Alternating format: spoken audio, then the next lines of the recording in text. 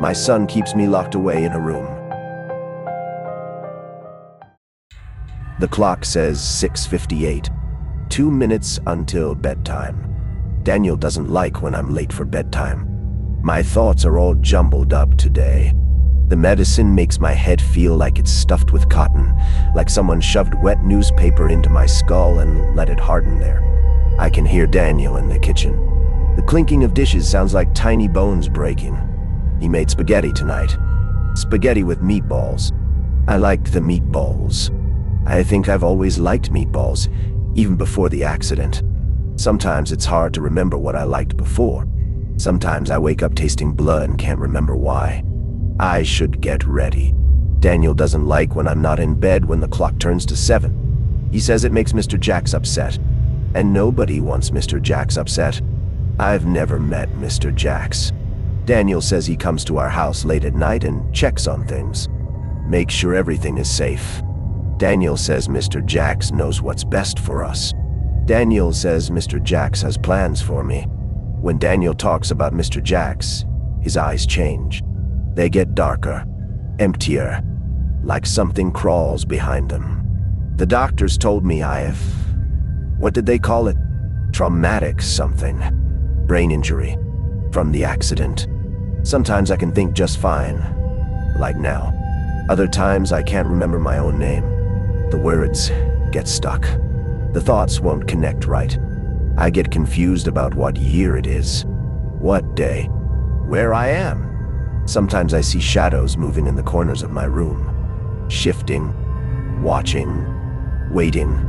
I used to be different. Before the pills, before the accident. I was a teacher, math teacher, high school. I taught algebra and geometry. I remember the smell of chalk and the sound of the bell. I remember Lisa, my wife, and Tommy, my first son. My boy. I remember their smiles, their laughter. I can still hear their screams sometimes, in my dreams, in the walls. When I'm alone, they're gone now. The accident, 2 years? 3. Time is slippery for me now. Daniel, Lisa's son from her first marriage, moved in after. Said he'd take care of me, said he'd help. I adopted him when he was 12, after I married Lisa. He never called me Dad, though. Always Greg. His voice always cold. Clinical, like he was examining a specimen. The lock clicks from outside my bedroom door. 7 p.m. Sharp. The sound makes my skin crawl. I hear Daniel's voice through the door, muffled and wrong, like it's coming through water or meat. Good night, Greg. Did you take your evening pills? His voice sounds far away, even though he's just behind the door. Yes, I lie. The little blue and white pills are under my tongue. They taste like chemicals and dread. I'll spit them out later. I don't like how they make me feel. Like I'm underwater. Can't think. Can't remember. On my ceiling there are terrible things. They crawl upside down. They come in from a crack above the door. Do they know Mr. Jacks? Good. Mr. Jacks will be here soon. He says you need to stay in your room tonight, all night. Don't try to come out, okay? Remember what happened last time? I do remember. Sorta day. Things get mixed up sometimes. I got thirsty and tried the door. It was locked. I kept pulling on it. Daniel came. He was crying, but his eyes were dry. Said Mr. Jacks was angry. Daniel had a bruise the next day. A perfect handprint wrapped around his throat. Said it was my fault. But I was locked in here all night. How could it be my fault? Okay, Daniel. I'll stay. The words feel thick in my mouth.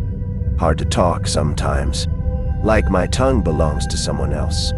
Sleep well, Greg. Mr. Jacks is looking forward to seeing you. His footsteps go away.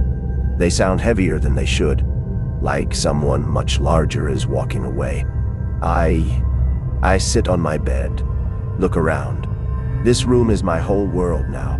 TV. Books with big letters. Water bottle. Bucket for bathroom. I hate that bucket. Hate it. But Daniel says Mr. Jacks doesn't let me use the real bathroom at night. There are scratches on the wall I don't remember making, and stains on the ceiling that look like faces when the light hits them just right. I look at my puzzle book, the one with pictures of animals and words hidden in a grid. Daniel says these are good for my brain, says they'll help me get better. But I think I'm getting worse. Yesterday, all the animals in the book were staring at me, their eyes following me across the room. The words start to swim on the page. I feel dizzy.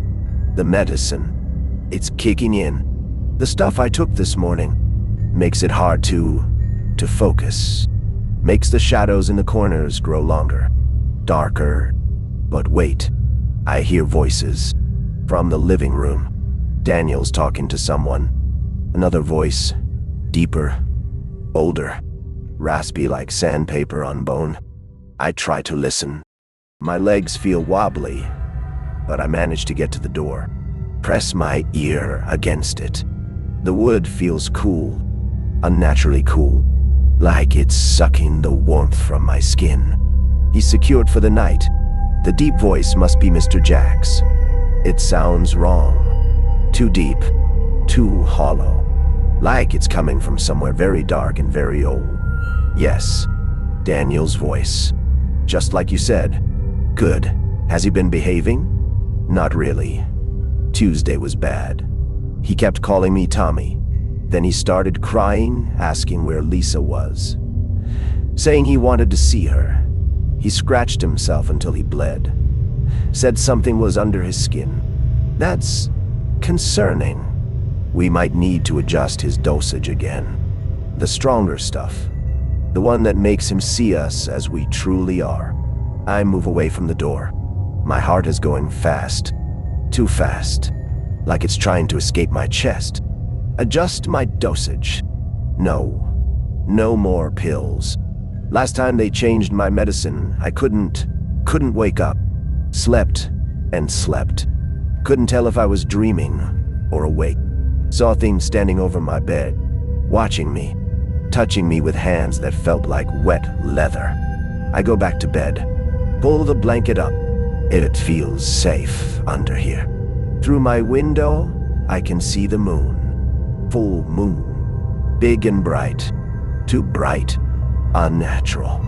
The moon helps me sometimes. Helps my thoughts line up right. Like puzzle pieces clicking together. But tonight it looks wrong. Like it's watching me. Judging me. I remember things when the moon is full. Remember Lisa's smile. Remember Tommy's baseball games. Remember adopting Daniel when he was 12. Remember how he watched me. Always watching. Never smiling. Never calling me Dad.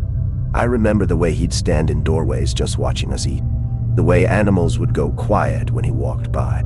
I remember the accident. The car going too fast. Couldn't stop it. Brakes didn't work. The tree coming closer and closer. Lisa screaming. Tommy in the back seat. The sound of metal folding. Of glass breaking. Of something laughing. I remember the hospital. The police officer. Young guy with kind eyes. He said the brake lines were cut. Someone cut them, but they didn't know who. I remember how uncomfortable he looked when Daniel visited. How he wouldn't meet Daniel's eyes. I remember Daniel coming to live with me after the funeral. I was still in a wheelchair then, head bandaged up. He said he'd take care of me. Said Mr. Jacks would help us both.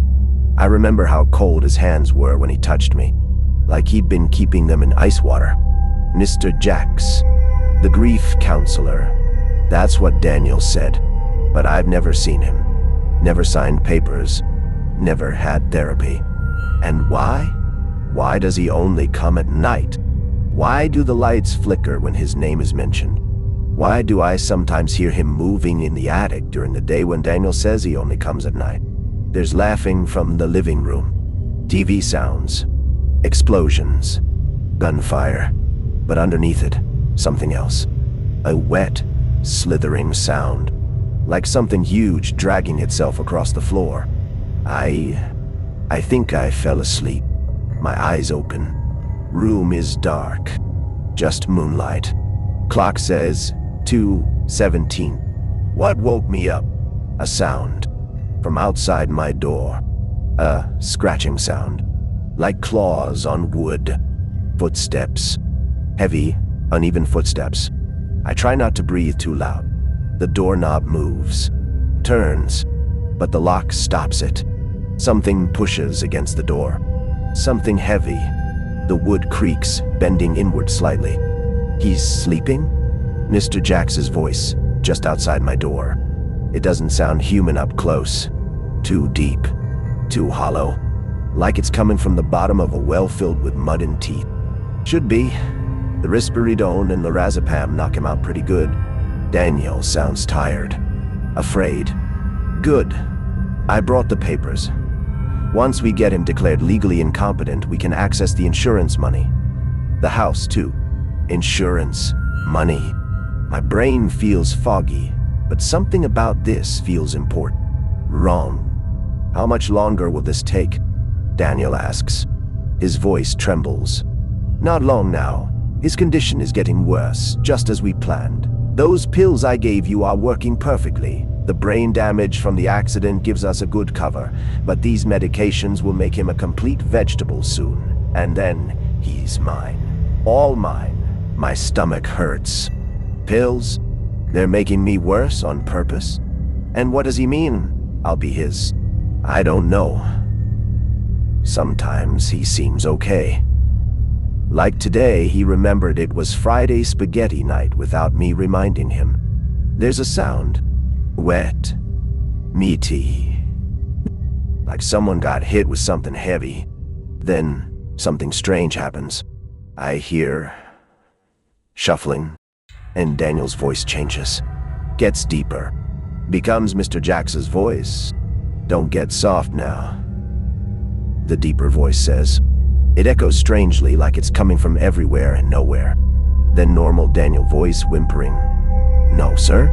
My brain is slow, but this is important. That second voice. It came from Daniel, not from someone else. There is no Mr. Jax. It's Daniel. Just Daniel. Talking to himself. Making a different voice. But then, who made that scratching sound? Who pushed against the door? Why does the house creak at night like something huge is moving through it? The medicine fog tries to pull me under, but I fight it. Fight to understand. More shuffling sounds. Then Daniel, normal voice, strained and fearful. I'll increase his dosage tomorrow.